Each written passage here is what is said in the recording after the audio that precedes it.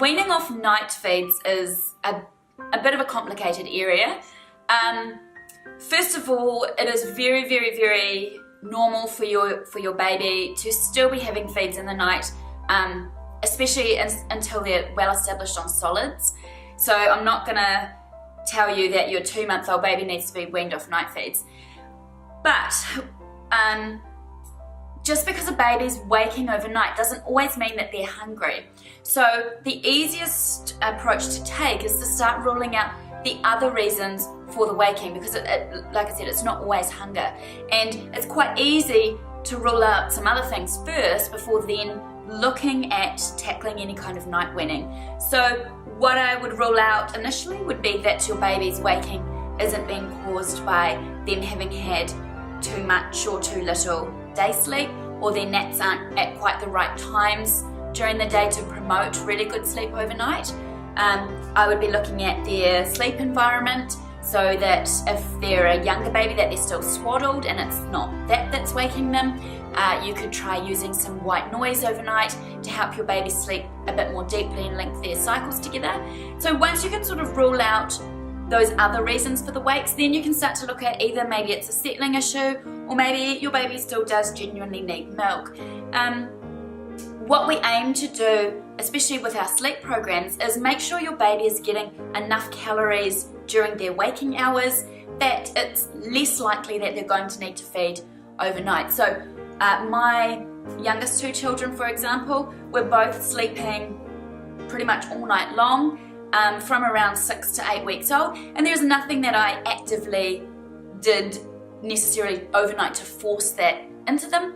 If they'd woken, I would have fed them at that age, certainly, but I was able to make sure that everything else lined up for them, their naps, their room environment, and that they were getting enough calories in the day that they just didn't need to feed in the night, and they did that by themselves. That was a very natural thing. And I am also going to say at that point that they were breastfed too, so I didn't suddenly start formula feeding my breastfed babies to make them sleep overnight.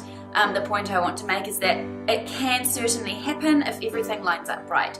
So once you've looked at all of the other factors, you can start looking at when your baby is waking for a feed in the night. So if it's sort of 2-hourly, that's usually more of a settling issue once they're over about 4 months old. So especially if they're able to go longer than 2 hours between feeds in the day. What you can do in that situation is you can try resettling at one wake and then feed at the next. So if they will go back to sleep with you resettling them easily, then it's not hunger that caused that wake, because a hungry baby will genuinely not go back to sleep. And that's a really good way of figuring out whether it's hunger that's waking them or whether it's something else. What we would look at doing with an older baby is certainly reducing one of those feeds a night, 1 feed at a time.